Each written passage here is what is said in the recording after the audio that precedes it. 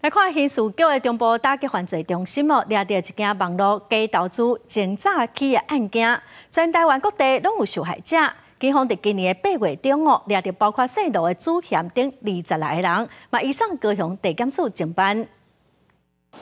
刑事局打击诈欺犯罪中心分析165诈欺资料库，发现网络上以万邦名义邀约的投资平台，以假投资诈欺手法诈骗民众财物。手法是利用LINE通讯软体，以年轻女孩为头贴，主动加入不特定民众为友人，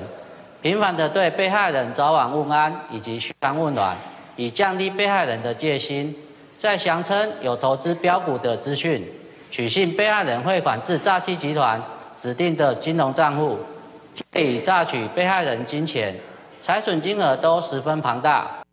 警方表示讲，这个假投资的诈骗哄骗的民众计共是有15个人，诈骗的金额超过9000万警方伫今年8月，甲诈骗集团的干部佮主要一个姓卢的负责人计共20来个人，是以诈欺、洗钱防制法、佮组织犯罪防制条例等罪嫌，移送高雄地检署侦办。